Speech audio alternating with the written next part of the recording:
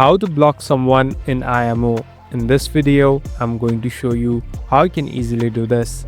First of all, open the application. So now I'm in this chat section. Here you can find different people and the friends added with you. Now simply tap on the person whom you want to block, and here on the top tap on their profile. So this is the profile section. Here you can easily view your friend.